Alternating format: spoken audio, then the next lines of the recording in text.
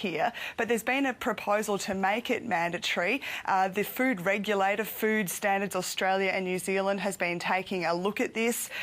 In their approval report for some new labels, they've said that there's data that they've been accessing that shows that 25% of Australian women do drink alcohol while they're pregnant, so they hope that these new labels would actually help address those drinking rates.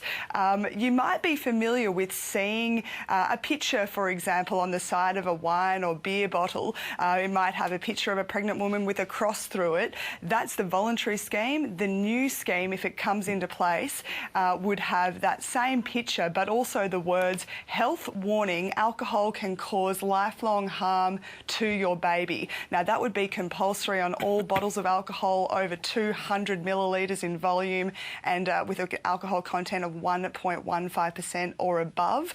The picture would just be compulsory for those under the 200 mil mark. But I guess the source of controversy in this story, Lisa, is that for small winemakers across regional Australia in particular, they say the cost of replacing the voluntary labels that they often already have on their wine or beer, for example, will be prohibitive to meet those new labelling standards. I've been speaking with Therese Fenwick from Heritage Estate Wines in Stanthorpe. They're already facing the drought, for example, but she says the cost of running new dyes, new labels, printing all of them for 21 different varieties of wine will be another challenge for more than 2,000 small wineries across regional and rural Australia. Let's have a listen to what Therese Fenwick thinks of this idea.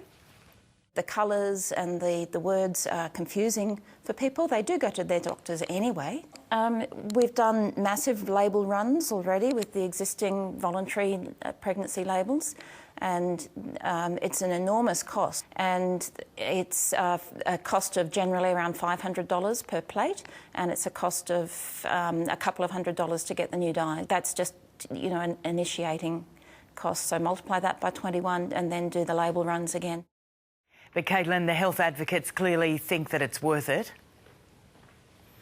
Yes, Lisa, during discussion about this idea of bringing in mandatory labelling, there's been a lot of submissions made by both alcohol companies, winemakers, of course, and the public health organisations.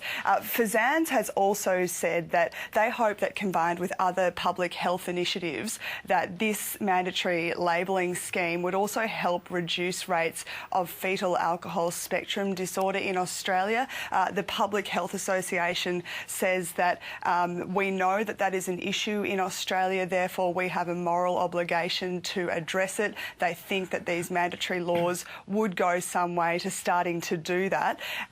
Also, I should note that the food ministers across Australia and New Zealand, it's sort of the final chance now for them to have a look at this proposal, but pretty much if no one makes any sort of issue of it, if no one asks for a review within the next 60 days, this will become law. There'll be a 2-year transition period, but you will start seeing those new labels on alcohol bottles very soon if there's no other objections.